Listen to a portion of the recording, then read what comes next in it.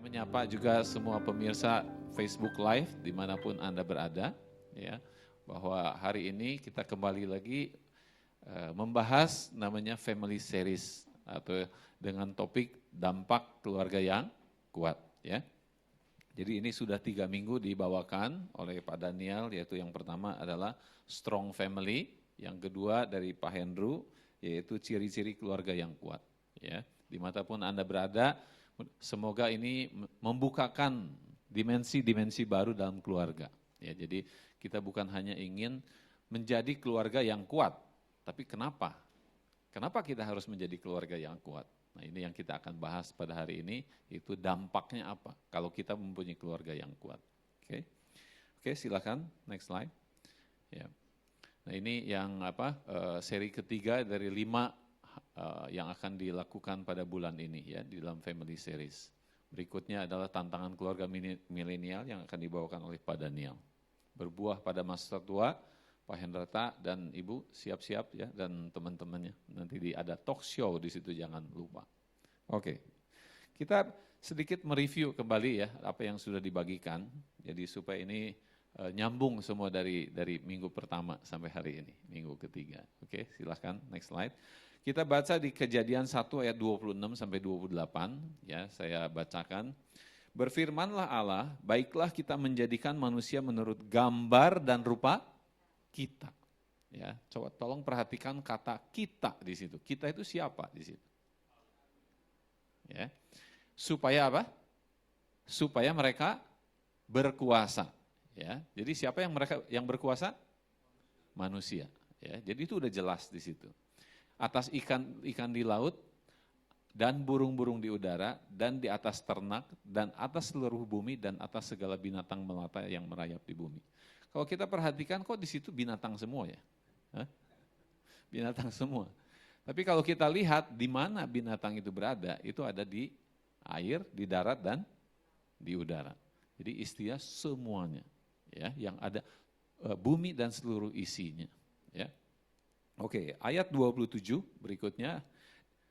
Maka Allah menciptakan manusia itu menurut gambarnya. Ya. Menurut gambar Allah diciptakannya dia laki-laki dan perempuan. Saya dulu pernah sharing ya di sini ya. Saya bilang Alkitab itu kan kitab suci ya, yang benar-benar kita pakai sebagai patokan reference dalam kehidupan kita. Kok laki-laki dan perempuan aja kenapa mesti ada di sana gitu? Ya, itu pertanyaan simpel yang masuk dalam kepala saya mungkin beberapa tahun yang lalu gitu. Kenapa so sederhana, tapi kenapa mesti dicatat di dalam kitab suci? Ribuan tahun sesudahnya, sekarang kita baru mengerti bahwa itu sangat penting. Banyak anak-anak muda sekarang nggak tahu loh, ya, nggak tahu, bingung gitu loh. Bener nggak gitu? Sekarang ada di luar negeri, di Jerman itu ya, saya belum search kebenarannya, tapi Anda bisa bantu cari di internet. Akte lahir di sana, jenis kelaminnya itu katanya dikosongkan. Itu bisa diisi nanti kalau dia udah gede. Dia boleh pilih mau jadi laki-laki atau perempuan. Luar biasa ya, maksudnya dunia yang zaman sekarang ini. Yang katanya luar biasa maju, yang teknologinya begitu tinggi, tetapi mengidentifikasi siapa dirinya juga itu begitu susah gitu loh. Ya, jadi ada juga konsepnya sekarang yang nggak usah suami dan istri gitu ya. 2 laki-laki bisa membentuk sebuah keluarga, 2 perempuan bisa membentuk sebuah keluarga. Tapi ayat firman ini itu sangat jelas ya. Maka Allah menciptakan manusia itu menurut gambarnya, menurut gambar Allah diciptakannya dia laki-laki dan perempuan. Nah, jadi kita jangan bingung ya. Jadi tidak ada jenis kelamin yang ketiga, tidak ada. Ya, hanya 2, laki-laki dan perempuan. Itu sudah jelas. Oke, kita lihat di ayat 28. Allah memberkati mereka, lalu Allah berfirman kepada mereka, apa? Berfirmannya? Beranak, cuculah, dan bertambah banyak. Itu strateginya, itu caranya yang Tuhan sudah desain. Ya, jadi lewat anak kita, lewat keturunan kita, apa yang belum selesai di dalam generasi kita, itu akan diselesaikan di generasi-generasi yang mendatang. Ya, jadi tentu saja tantangannya juga makin lama makin besar, ya, makin kompleks juga masalahnya. Dan ditambah di situ beranak cuculah dan bertambah banyak. Kemudian apa? penuhilah bumi dan taklukkanlah itu, berkuasalah atas ikan di laut, burung di udara dan di atas segala binatang yang merayap di bumi. Intinya darat, laut dan udara. Ya, di dalam darat, laut, udara di mana tempat kita tinggal itu banyak masalah. Ya, banyak masalah. Nah, kita harus menguasai, bisa memecahkan masalah-masalah itu. Itu artinya. Jadi bukan hanya menguasai binatangnya, tetapi ini satu gambaran bahwa apapun yang ada di dalam isi dunia pasti ada masalah. Nah, kita dipanggil untuk apa? Berkuasa untuk memecahkan masalah itu. Ya, oke. Kita lihat sekarang review beberapa bulan yang lalu dari satu gambar ini. Jadi yang namanya keluarga jelas yaitu ada laki-laki, ada perempuan, dan kemudian punya keturunan, ya di situ. Kita lihat di grafik sesudahnya ini. Jadi bagaimana caranya beranak cucu dan bertambah banyak itu lewat apa? Ya lewat yang namanya keluarga di situ. Ya ini mulai lebih jelas ya caranya, strategi Tuhan. Tapi kok lama banget lewat keluarga gitu, ya. Nah, nanti ada sesuatu yang menarik di sini. Ya, kita lihat di dalam Kejadian 1 ayat 26 di slide berikutnya disebutkan, baiklah kita menjadikan manusia itu menurut gambar dan rupa kita. Nah, di sini ada kata-kata kita. Kalau kita itu satu apa lebih dari satu. Nah, ini yang disebut sebetulnya dengan konsep Allah Tritunggal. Ya, 3 in 1 istilahnya gitu. Allah Bapa, Allah Putra dan Allah Roh Kudus gitu. Nah, jadi Tuhan menciptakan laki-laki dan perempuan itu serupa gambar apa yang terjadi di surga sana gitu, ya. Tetapi maksudnya kita itu enggak persis sama, hanya serupa dengan gambar yang dimana keberadaan Tuhan itu adalah 3 in 1. Ya, makanya kita nggak bisa melihat, kita lihat di dalam slide berikutnya, kita lihat, ya di situ ada Holy Spirit atau Roh Kudus, Christ itu adalah Allah Putra, ya, kemudian Father itu Allah Bapa, jelas ya. Jadi Allah Bapa, Allah Putra, Allah Roh Kudus itu satu. Nah, kalau kita melihat di sini, kita lihat di sana ya. Karena pada waktu kebangkitan orang tidak kawin dan tidak dikawinkan melainkan hidup seperti malaikat di surga. Jadi pada waktu itu Tuhan Yesus ditanya oleh orang Saduki, ya, mengenai konsep mengenai perkawinan. Nah, Tuhan Yesus jelas dikatakan bahwa di dalam janji pernikahan pun sampai maut memisahkan kita. Nah, apa yang terjadi sesudah itu tidak ada konsep kawin dan mengawinkan di situ. Ya, jadi jangan bilang ini, oh Allahnya orang Kristen itu kawin punya anak gitu loh, ya. Bukan seperti itu, tetapi keluarga atau suami dan istri itu adalah menyerupai ya atau mirip tetapi tidak sama, ya, tidak sama, bukan kawin mengawinkan, tidak ada konsep seperti itu setelah kita meninggal. Ya, tetapi yang paling dekat konsepnya adalah di dalam keluarga gitu, ya. Ada ayah, ada ibu, ada anak di situ. Ya, tapi jangan disamakan gitu ya. Jangan disamakan karena manusia itu perlu sebuah gambaran yang jelas yang seperti apa. Nah, gambaran yang lebih menyerupai itu adalah gambaran sebuah keluarga di mana hubungan itu bisa lebih jelas di dalam, kita lihat di ayat-ayat di slide-slide berikutnya. Yuk, kita lihat. Jadi untuk mengerti konsep ini, mari kita lihat siapakah Allah itu atau sifat utama Allah. Itu di dalam 1 Yohanes 4 ayat 8. Dikatakan begini di slide berikutnya, silakan. Barang siapa tidak mengasihi, ia tidak mengenal Allah, sebab Allah adalah kasih. Jadi Tuhan itu kasih gitu loh. Nah, mungkin enggak sekarang gini konsepnya. Kalau kita mengenal konsep kasih itu bisa sendirian enggak? Bisa? Enggak bisa. Kalau Allah itu kasih, berarti dia mengasihi siapa?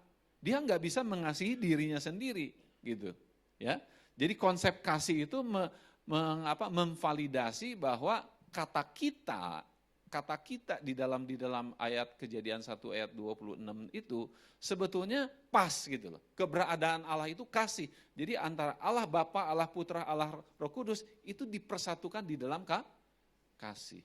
Ya, jadi tidak mungkin hanya sendirian. Nah, kenapa Tuhan menciptakan laki-laki dan perempuan?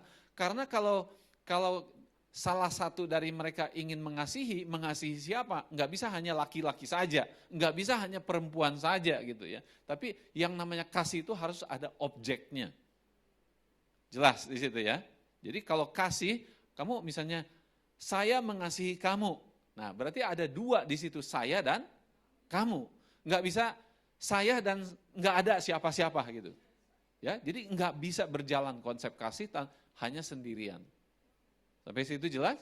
Ya. Jadi yang namanya kasih selalu untuk fokusnya kepada orang lain. Oke, kita lihat selanjutnya ya. Ini lebih menarik. Nah, kemudian ada ciri-ciri atau karakteristik kasih. Saya tidak akan bahas tapi saya akan perlihatkan ayatnya di 1 Korintus 13 ya. Kita lihat. Ya, kasih itu sabar, murah hati dan sebagainya. Nah, ini Pak Daniel di minggu pertama itu list down keluarga yang kuat itu seperti apa, ya. Pak Hendro juga di minggu kedua ada komunikasi yang kuat, strong communication, respect dan sebagainya, ya. Nah, itu sudah dijelaskan gitu ya.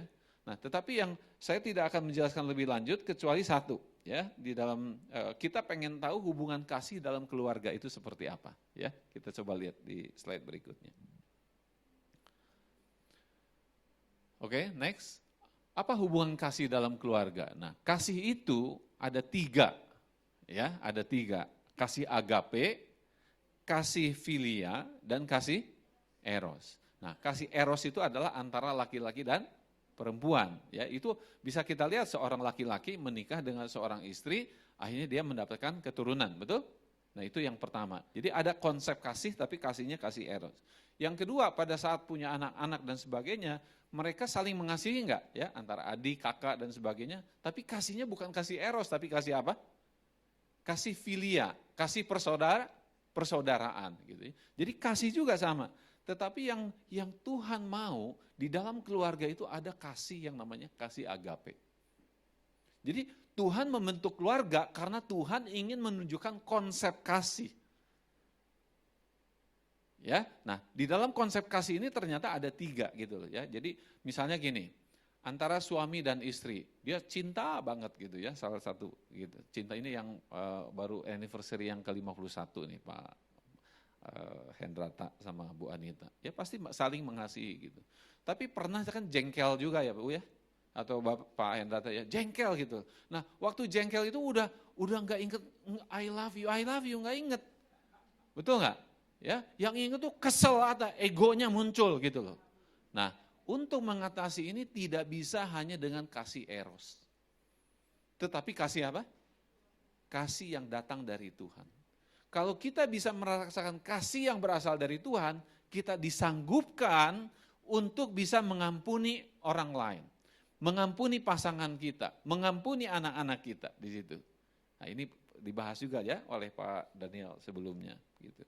Nah jadi kenapa lewat keluarga? Karena di dalam keluarga itu 3 konsep kasih ini dipraktekkan.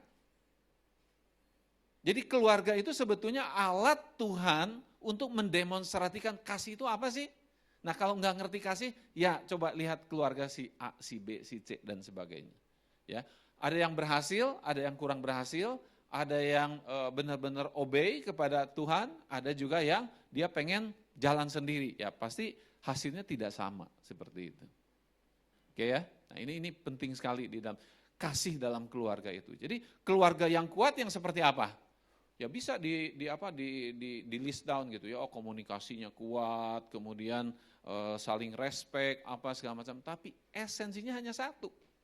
Keluarga yang kuat adalah keluarga yang mempraktekkan kasih Kristus. Jelas ya? Oke, nah nanti kita akan lebih tahu detailnya seperti ini. Nah coba kita lihat yang kedua ya, filia ini, kasih persaudaraan. Ini ada sesuatu yang menarik dari asal usul kata daripada filia ini. Ya. Nah di dalam Ibrani 13 ayat 1 dikatakan begini, perliharalah kasih persaudaraan. Jadi kasih persaudaraan ini kasih yang mana? Yang pertama, kedua, apa ketiga? Kedua ya, yang filia itu, gitu ya. Nah, arti umumnya dari kata saudara ini berasal dari kata Yunani namanya adelphos. Ya. Nah, artinya apa? Arti umumnya adalah datang dari rahim yang sama. Jadi yang namanya kalau kita bersaudara secara keturunan, itu artinya apa? Datang dari rahim yang sama. Ibu yang melahirkan kita gitu di situ, ya. Nah, itu adalah kelahiran secara fisik. Tetapi kita juga waktu kita dilahirkan kembali, ya, waktu kita menerima Tuhan Yesus sebagai juru selamat, kita juga dilahirkan kembali secara spirit. Ya. Nah, berarti berasal dari Tuhan yang sama. Kenapa kita berada di sini kita merasa saudara?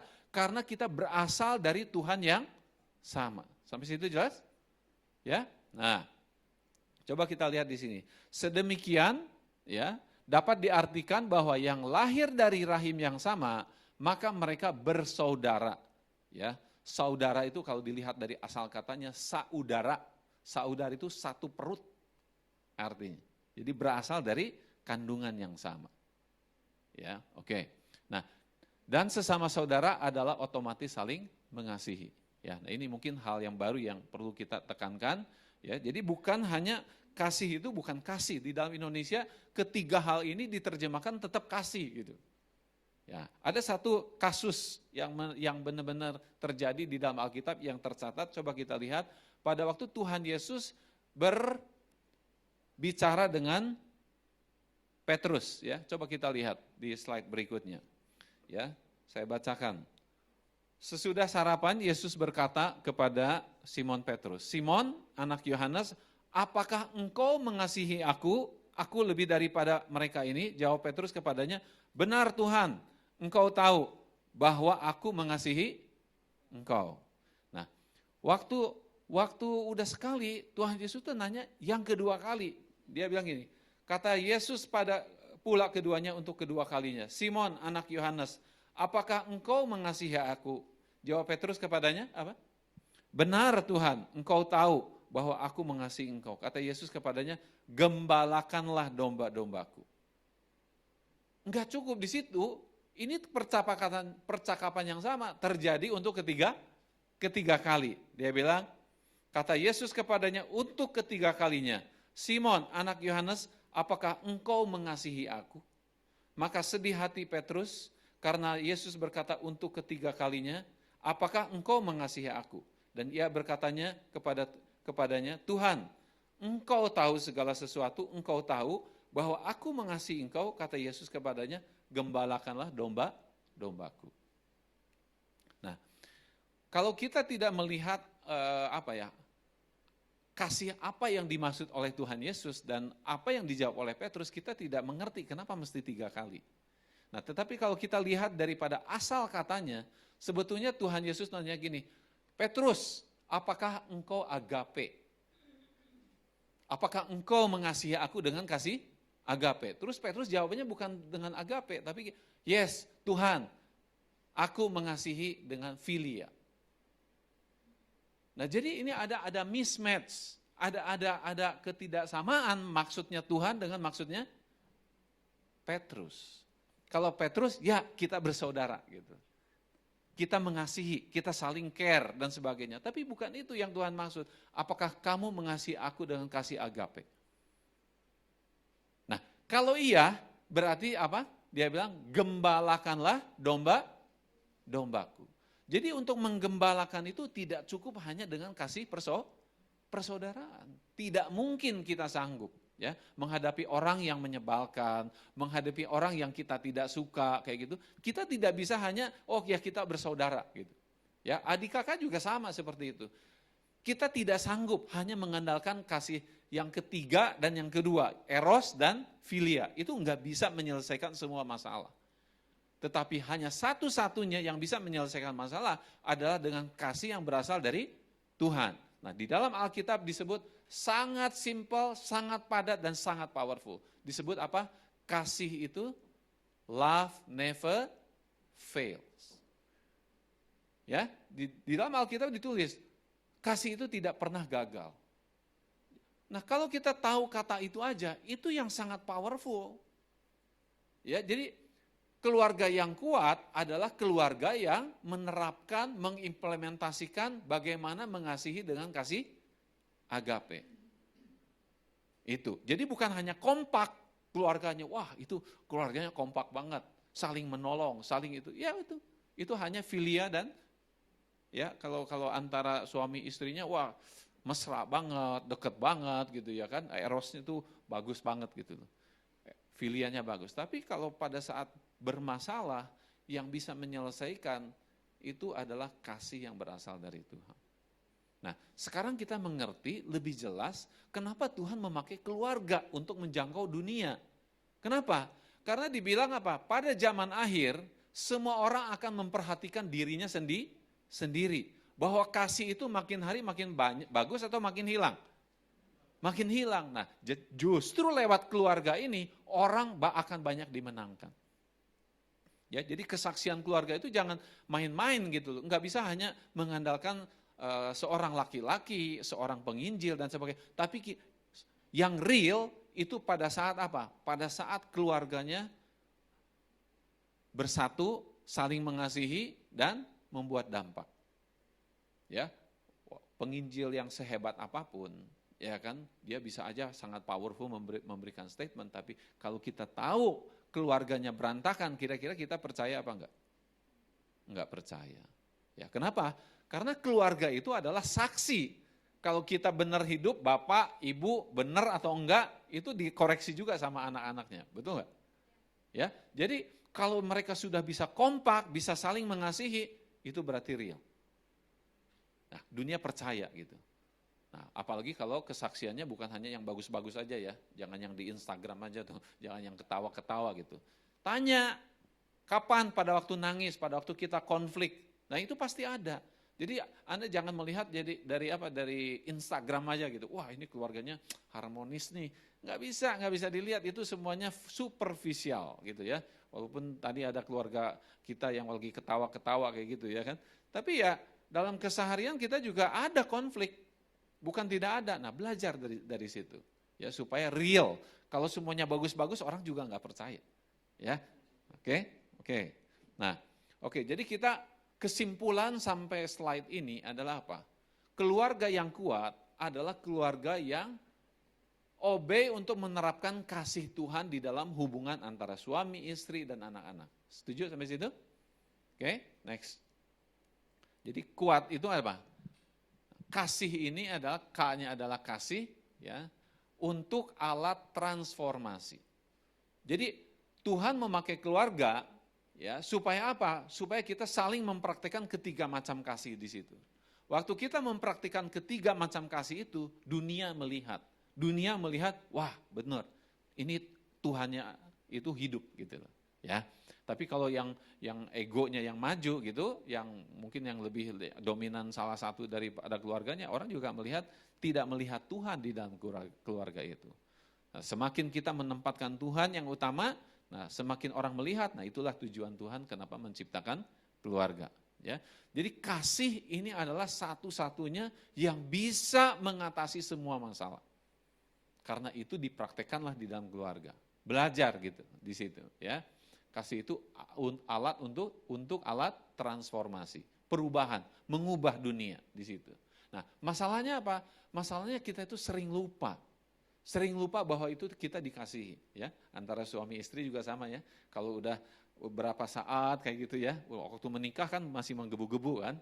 Nah, tetapi pada saat ada berjalan kehidupan sebulan, setahun, 2 tahun, nah kalau kita enggak ulang lagi, oh aku mengasihi kamu, aku sayang sama kamu, hilang tuh biasanya. Ya. Saya berapa kali waktu nyetir di perjalanan, saya bilang sama istri saya, Vin, Vin, saya sayang sama kamu. Waduh, dia bilang, padahal nggak tahu maksudnya apa gitu ya. Maksudnya apa nggak tahu. Tapi, waduh, hati saya menjadi hangat, dia bilang gitu. Iya kan? Nah, baru kita ceritakan. Maksudnya apa? Biasa kalau orang cermat kan begitu ya. Jadi istri saya nanya, maksudnya apa gitu. Nah, terus harus detail, harus spesifik gitu loh. Kalau enggak dianggapnya basa-basi, ya. Nah, jadi masalah dengan kasih ini bukan kita enggak tahu, tapi kita sering lupa. Nah, untuk supaya kita enggak lupa, bagaimana caranya? Nah, ini salah satu yang kita terapkan di dalam keluarga kita, ya. Next. Nah, ini adalah kamar dari Krisi, kita baru pulang dari Amerika, dia baru lulus ya. Nah, terus dia pindah kepada satu tempat di Chicago gitu, tapi ruangannya kecil banget. Saya sampai pertama kali lihat, waduh kasihan sekali gitu. Paling juga 2 meter kali 2 meter gitu, dengan ruangan itu aja lebih gede tuh ruangan itu. Ya, nah tapi yang menarik yang di dalam pembicaraan beberapa dia sedang cari kerja ya, dikasih waktu 3 bulan. Nah setelah 3 bulan dia boleh kerja setahun. Tapi itu kalau dapat, kalau enggak dia harus pulang ke sini. Ya, jadi tolong doakan juga ya nanti supaya dia bisa dapat kerja di sana. Nah, yang dia cerita gini, biasanya dindingnya itu dihiasi dengan hasil-hasil karyanya gitu ya. Nah kemarin waktu dia telepon dia bilang sekarang Krisi enggak terlalu penting lah, maksudnya hasil-hasil yang Krisi lakukan gitu. Saya sekarang ganti semua produk-produk yang dia ciptakan itu ganti dengan perjalanan hidupnya dia bilang gitu. Nah salah satunya di situ yang ada adalah surat yang kita buat.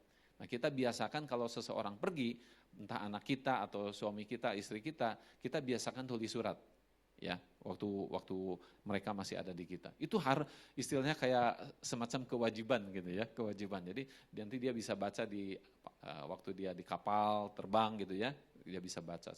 Nah, untuk apa? Untuk merimain, untuk mengingatkan kembali kasih itu. Nah, tadi saya telepon, apa sih maksudnya gitu ya. Nah, jadi yang dicantumkan di sini atau yang ditempel ini adalah pengalaman dia bersama dengan Tuhan.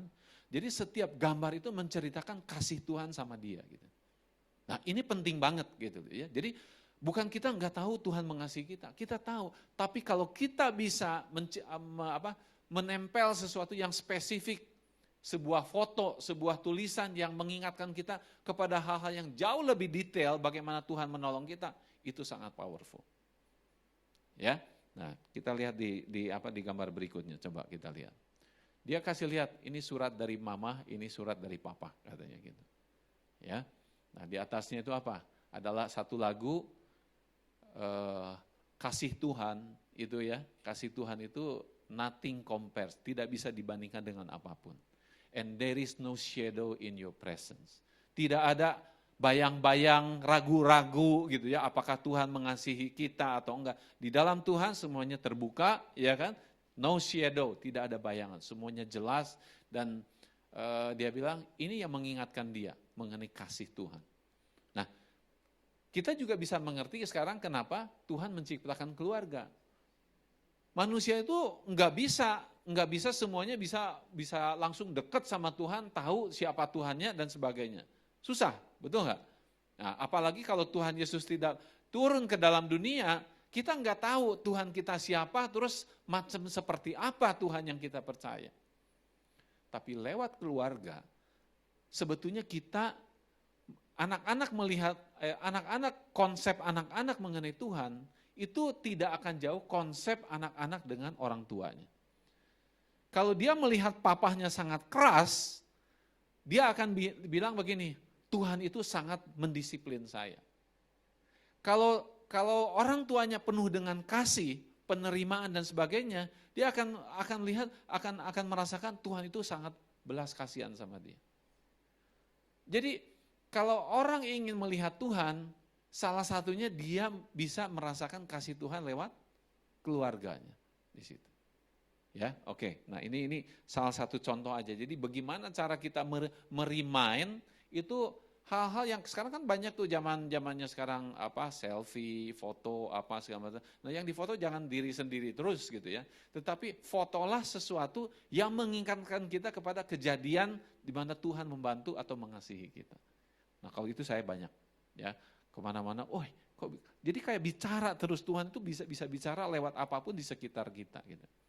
Ya, oke. Nah kita lihat sekarang dampaknya apa. Nah ini baru masuk ke dalam apa yang kita mau bahas. Dampak yang pertama yang dunia cari itu adalah apa? Damai sejahtera. Betul nggak? Ya. Jadi di dalam keluarga ini juga sebetulnya dipraktekkan yang namanya damai sejahtera itu. Coba anak-anak ya, anak-anak kalau lagi heboh, lagi bermasalah, peluk sama orang tuanya atau papahnya hadir di situ, dia langsung merasa apa? Aman. Ini contohnya aja gitu loh. Jadi anak itu bisa belajar konsep mengenai Tuhan justru lewat keluarga. Nah makanya kenapa Tuhan menjangkau dunia ini lewat keluarga? Karena memang nggak bisa sendirian. Karena kasih itu harus dipraktekkan minimal di antara dua orang, betul? Ya, nggak bisa sendirian gitu. Nah makanya ada laki-laki dan perempuan di situ. Oke? Nah itu yang ayatnya di Yohanes 14. Yuk kita lihat satu persatu, ya satu persatu. Peace. Nah peace yang dimaksud itu bukan tenang, yang tidak ada konflik dan sebagainya gitu loh ya. Coba lihat gambarnya ini, saya pernah bagikan tahun lalu gambar ini. Ya. Jadi yang namanya peace itu adalah tetap ada gelombang, tetap ada masalah, tapi kita tetap tenang. Karena kita merasa atau kita yakin, kita percaya Tuhan beserta dengan kita. Nah itu yang Tuhan bilang, damai sejahtera ku tinggalkan bagimu, damai sejahteraku ku berikan kepadamu. Dan apa yang ku berikan tidak seperti yang diberikan oleh dunia kepadamu, janganlah gelisah dan gentar hatimu. Ya. Nah, jadi kalau orang ingin mencari damai sejahtera dan sebagainya, biasanya dia ada pengalaman dia pergi ke satu rumah kok kayaknya tenang semuanya, ya kan? Hubungan antara bapak ibunya saling kelihatan gitu, yang pura-pura sama yang enggak kan, kelihatan gitu. Dia merasa betah di situ. Nah, ini ya. Jadi ini tuh nggak bisa digantikan dengan di perusahaan misalnya, nggak bisa. Keluarga ya keluarga gitu. Ya, konsepnya sama sekali berbeda. Oke, itu yang pertama. Yang kedua adalah dampak dari keluarga yang kuat atau yang mempraktekkan kasih Tuhan itu mempunyai kapabilitas karena mempunyai kemampuan untuk apa? Mengalahkan dunia atau saya sebutnya overcome. Menjadi problem solver. Masalah-masalah yang sekarang terjadi di dunia milenial kenapa? Bukan karena dia kurang pinter, ya. Bukan karena sekolah, bukan. Tapi karena kekurangan figur daripada orang tuanya. Aneh ya? Aneh gitu. Orang sangat capable, sangat itu, tapi bisa jatuh gara-gara dia merasa tidak dikasihi. Banyak kan anak-anak seperti itu? Yang luar biasa secara intelektual, tetapi dia merasa dia sendirian gitu. Nah, kesepian kayak begini itu ya itu merupakan sebuah keanehan. Ya, mestinya orang yang pintar, yang mampu ya bisa menguasai dirinya. Tetapi memang ada kebutuhan lain, yaitu yang namanya apa? Kasih. Ya, jangan pikir bahwa orang yang sangat capable itu dia mempunyai kasih dalam hidupnya. Tidak selalu ya. Kadang-kadang justru dia tidak merasa dikasihi, kemudian timbullah gejala yang beraneka ragam gitu istilahnya. Ya. Nah yang kedua itu adalah dia bisa overcome. Nah misalnya contohnya gini ya di dalam keluarga ya. Kalau kita kalau saya bepergian keluar, kalau dulu sendirian saya nyiapin segala. Nah kalau sekarang itu istri saya bisa lebih cepat gitu ya, maksudnya menyiapkan barang-barang yang harus. Nah saya menyiapkan yang lain. Nah bayangkan kalau ini antara saya, istri dengan anak. Ya, anak saya biasanya dia cari mainnya mau kemana, dia masuk ke internet, cari hotel, cari ini segala macam. Nah kalau dikerjakan sendiri itu nggak bisa gitu loh. Nah apakah konsep yang non keluarga bisa melakukan ini? Bisa. Tetapi tidak bisa mempraktekkan kasih. Itu yang tadi, yang 3 itu. Jelas ya? Nah jadi anak-anak dengan orang tua kompak dan sebagainya bukan hanya untuk menyelesaikan masalah. Kita lihat, ujung-ujungnya bukan itu. Jadi bukan untuk kompak sendiri hebat gitu ya, oh dipuji sama orang keluarga kamu bagus dan sebagainya, bukan. Tapi ada tujuan yang lebih dalam daripada itu. Kita lihat poin ketiga. Ya. Jadi inti daripada kelima dampak yang terjadi dari keluarga kuat adalah yang ini, yang ketiga, yaitu apa? Yang namanya world transformation. Ya, jadi kita lihat di Kejadian 1 tadi udah saya sebutkan.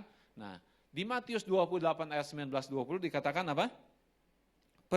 Pergilah jadikanlah semua bangsa muridku.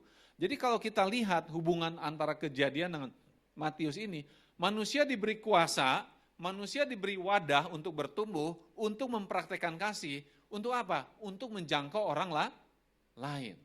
Jadi bukan untuk keluarganya sendiri, bukan, tetapi untuk menjangkau dunia ini yang disebutkan di Matius 28 ayat 19-20 ini. Ya, jadi kalau di situ dibilang apa? Ajarlah mereka melakukan segala sesuatu yang kau perintahkan kepadamu, ya, dan ketahui aku menyertai kamu sampai akhir zaman. Jadi di dalam keluarga itu ya ini dipraktekkan gitu loh. Bukan hanya kepada orang lain tapi mengajar dan sebagainya itu dilakukan di dalam keluarga. Nah, coba kita lihat sekarang di poin keempat. Ya. Jadi dari 5 dampak keluarga yang kuat, kita harus ingat bahwa semuanya itu adalah fokus kepada world transformation, transformasi dunia. Ya, supaya orang bisa menerima Kristus. Itu tujuannya kenapa kita menjadi keluarga yang kuat. Bukan hanya untuk kita nikmati bersama-sama. Ya.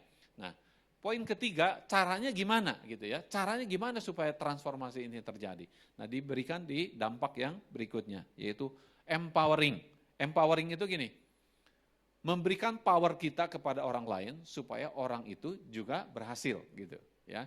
Jadi bukan untuk menjadi powerful ya. Kalau menjadi powerful kan kita bisa punya banyak uang ya, banyak kepintaran misalnya, atau banyak kesabaran, kasih itu ada di dalam kita. Bukan itu. Tapi kasih itu kita berikan kepada orang lain supaya orang lain malah merasakan hal yang sama ya.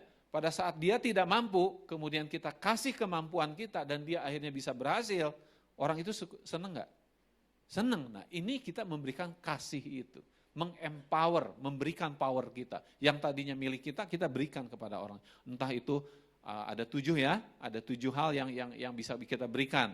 Yang the spine masih ingat ya, kita bisa memberikan waktu kita kepada orang lain. Itu time capital. Atau memberikan harta kita kepada orang lain, itu earthly capital. Atau memberikan tujuan, memberikan alasan yang benar, itu yang namanya spiritual. Ya, memberikan pengetahuan kita supaya orang lebih sehat, fisikal. Ya, atau kepintaran kita untuk memecahkan masalah, intelektual. Atau kita bisa mendengarkan, memecahkan, mengerti emosinya mereka, itu emotional capital. Atau memberikan pertemanan kita, teman-teman kita yang bisa bantu mereka, itu namanya network capital. Ya, nah ini kita di dalam keluarga itu ayah dan ibu tentu saja akan mengempower anaknya, memberikan ya. Pak Hendrata cerita, saya pinjam uang sampai anak saya harus sekolah sampai ke luar negeri, begitu. Artinya apa? Bukan untuk diri sendiri, tapi power yang dimiliki itu untuk mengempower, memberdayakan anak-anaknya supaya lebih berhasil. Ya. Kalau misalnya Pak Daniel Hendrata lebih berhasil, Bapak iri nggak? Enggak, karena Pak Hendrata bapaknya. Gitu loh. Nah, ini konsep yang tidak ada di dalam dunia kerja. Jelas ya? Jadi kenapa itu keluarga itu sangat spesifik, sangat khusus. Jadi ada father, ada mother, ada children. Jadi kalau anak kita lebih berhasil, kita enggak merasa tersaingi. Itu konsep yang benar ya, maksudnya gitu. Oke, berikutnya kita lihat. Nah, ini ada ayat banyak-banyak, tapi saya enggak sebutin satu persatu ya. Saya hanya kasih tahu aja bahwa ada di dalam Alkitab itu arahan-arahannya. Berikutnya, silakan. Hai istri, nah, lakukan, tunduklah apa. Kemudian hai suami ini. Nah, ini adalah arahan, guidance buat kita bagaimana kita mengempower suami kita.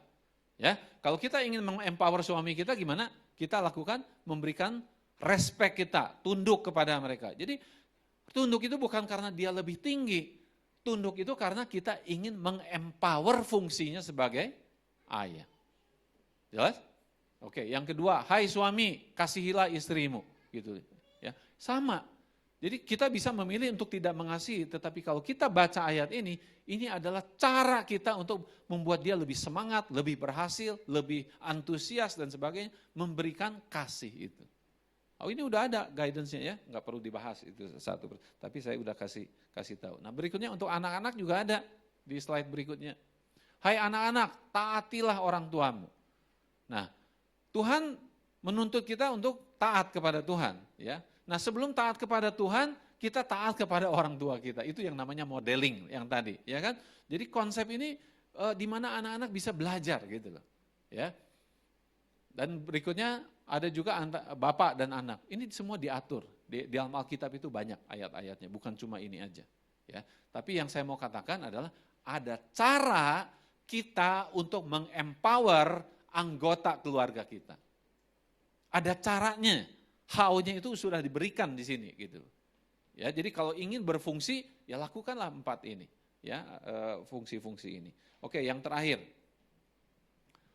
Yang terakhir dampak daripada ini, kalau ini diberikan, ingat bahwa kita bukan kompak hanya untuk kompak, tetapi untuk mentransformasi dunia. Nah, bagaimana tanda tanyanya bahwa ini sudah mentransform dunia? Pada saat orang bilang gini, Tuhan kamu siapa ya? kok saya lihat keluarga kamu bisa harmonis, bisa baik dan sebagainya. Nah itu kita berhasil berarti. Tapi kalau misalnya gini, Pak Hendrata, Bapak hebat, ya kan? Ibu Anita, Ibu hebat misalnya begitu. Itu masih gagal. Karena yang jadi senternya adalah siapa? Kita. Tetapi di dalam Matius 5 ayat 16 apa? Demikianlah hendaknya terangmu bercahaya di depan orang supaya mereka melihat apa? Perbuatanmu yang baik. Ya, itu gampang kita bisa lakukan ya. Tapi bagian kedua ini yang agak susah. Dan memuliakan Bapamu yang di surga. Jadi kalau orang memuji kita, berarti dia masih melihat kita yang membuat itu terjadi. Tapi kalau orang melihat Tuhan yang ada di dalam keluarga kita mempertanyakan siapa Tuhannya, nah itu berarti kita udah berhasil. Jelas ya? Jadi waktu kita keluarganya kompak, kuat, berdampak, kemudian mentransformasi dunia, ingat ujungnya juga adalah memuliakan Bapamu yang di surga. Jangan lupa, jangan bilang, oh ya memang keluarga kami kompak. Gitu. Oh enggak, dulu keluarga kami itu berantakan begini. Nah setelah kita belajar menempatkan Tuhan menjadi apa yang utama dalam keluarga kita, nah setiap pengambilan keputusan kita doa sama-sama atau apa dan sebagainya, kemudian ada perubahan dan sebagainya. Nah, orang bisa mengerti gitu. Ya, oke, berikutnya. Ini summary-nya ya, summary-nya. Jadi dampak keluarga yang kuat, silakan slide berikutnya. Nah, ini ya, jadi summary-nya ya. Nah, akronimnya adalah POWER. Ya, jadi dampak keluarga yang kuat, kalau kita menjadi keluarga yang kuat, kita punya kapasitas ya untuk bisa mentransformasi mulai dari orang-orang di sekeliling kita. Ya, bukan cuma dunia mungkin terlalu jauh, tetapi tempat di mana kita berada, kemudian komunitas di mana kita berada, dengan orang-orang yang kita ketemu. Nah, untuk mengingatnya lebih gampang yang paling kanan ya, yang huruf merah, yang warna merah. Jadi peace itu namanya secure, orang merasa aman. Ya. Dampak keluarga yang kuat, orang itu merasa aman. Baik anak untuk istri sama bapaknya itu merasa aman di situ ya. Dia bisa cerita apa aja. Yang kedua, mengatasi itu namanya share. Share itu apa? Berbagi kepinteran, ya, berbagi kepandaian untuk memecahkan masalah di situ, ya, berbagi talenta di dalam keluarga itu antara anak, bapak, ibu itu talentanya bisa berbeda-beda ya, tapi sharing di situ. Jadi bukan hitung-hitungan. Oke. Yang ketiga itu adalah salvation. Ya, world transformasi itu adalah keselamatan. Ya, jadi bukan hanya untuk secure, merasa sharing, bukan, tapi untuk salvation semua orang. Nah, dengan cara apa? Dengan cara tidak fokus kepada diri sendiri. Bahasa Inggrisnya adalah selfless. Ya. Tidak fokus kepada bapak, bukan fokus kepada bapak dirinya, tetapi fokus kepada entah istri atau anaknya misalnya, dan sebaliknya juga begitu. Dan yang terakhir adalah merefleksikan kasih Tuhan, ya, sehingga itu akan berlangsung terus menerus. Ya, jadi itu lebih gampang mengingatnya. Oke, next, ini contohnya sekarang, ya, contohnya implementasinya. Nah ini yang perempuan itu anaknya kami ya, Krisi sama Grace. Nah itu calon pasangannya ada di situ semua ya. Nah, waktu kita ke sana, kita bilang gini, kita memperhatikan mereka perlu dibantu ya. Nah, terus kita bilang begini, aneh juga ya, saya dan istri banyak menolong orang-orang lain. Tapi kalau kami tidak membantu kamu sebagai anak-anak kita, kan aneh. Dulu saya berpikir gini, ya jadi juga belum tentu gitu ya kan, ngapain gitu ya. Udah mereka, kita gitu loh. Nah, tetapi ingat 3 aspek yang tadi. Kasih itu bisa kasih persaudaraan. Ya udah kalau nggak jadi gimana? Ya udah anggap aja ini pengetahuan, pertolongan yang kita berikan kepada mereka. Jadi, akhirnya kita bikin grup WA di situ ya, udah excited gitu ya. Bagaimana menerapkan kasih di situ? Akhirnya apa? Lebih fokus, oke kamu kenapa sih ribut terus sama anak saya yang satu ini dan sebagainya. Tapi fokusnya bukan untuk sebagai orang tua, bukan. Jadi saya bilang gini, kami adalah mentor kalian sementara kamu belum menemukan mentor yang kamu inginkan. Nangkep ya? Nah mentor itu nggak bisa kayak untuk kepentingan anak saya dong, ya. Jadi nggak akan jalan seperti itu. Jadi mentor itu sifatnya bertanya, memberi masukan, tapi mereka yang ngambil keputusan. Berikutnya. Nah ini yang tadi lagu disebutkan ya, aku dan keluargaku ingin melayani Tuhan. Nah ini yang kita sharing di dalam grup tadi yang berenam itu, akhirnya kita sharing mengenai nilai-nilai dalam keluarga kita apa gitu. Nah kemudian kita tanya juga, oke kamu pengennya bawa nilai-nilai apa dalam hubungan kamu ya masing-masing, kita tanya gitu. Wah mereka akhirnya semangat gitu di situ ya. Next kita lihat terus, nah kita namanya defenders ya, defenders WhatsApp group. Defenders itu orang yang mempertahankan. Nah yang apa yang dipertahankan? Nilai-nilai ya, nilai-nilai yang Tuhan sudah berikan di dalam keluarga kita. Kita jaga dan kita tumbuhkan di situ ya. Jadi next kita lihat. Nah itu singkatannya. Intinya adalah membantu di dalam hubungan mereka, relationship mereka, dan bagaimana setiap orang itu merasa signifikan atau berharga di situ. Oke, next. Nah ini fotonya, next. Nah ini contohnya. Jadi yang kita berikan kepada di dalam grup itu adalah membahas nilai-nilai. Misalnya grateful. Ya, oh saya mau nanti kalau saya bikin keluarga sama ini saya mau membawa 3 misalnya. Oh grateful, obedient, diligent, ya, rajin, ya, bersyukur senantiasa dan sebagainya. Nah ini harus ada di dalam masing-masing keluarga nih, ya. Bagi yang sedang atau sudah harus cepat mendefinisikan nilai apa yang Anda mau bawa di dalam keluarga yang kita akan bagikan kepada anak-anak. Oke, next.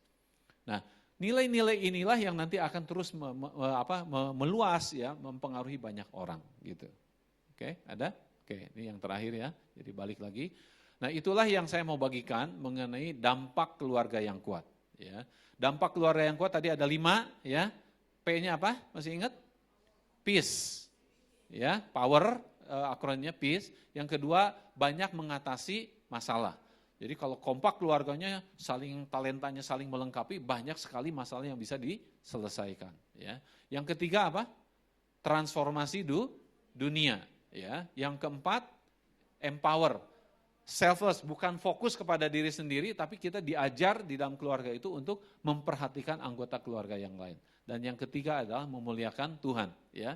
Jadi apapun yang dilakukan kita harus kasih tahu prosesnya. Bagaimana Tuhan mengubah keluarga kita. Jangan bilang, oh Tuhan baik, Tuhan baik, Tuhan baik. Tapi kasih tahu baiknya itu seperti apa, prosesnya seperti apa. Nah itu yang orang pengen dengar. Ya, mudah-mudahan dengan sharing ini kita mempunyai perspektif yang baru. Dan kita jangan bilang, wah pelayanan saya cuma di keluarga gitu. Ya karena fokus anak-anak kita yang akan meneruskan kembali perjalanan iman kita ini. Ya, oke, saya rasa sampai situ. Mudah-mudahan diberkati ya. Terima kasih.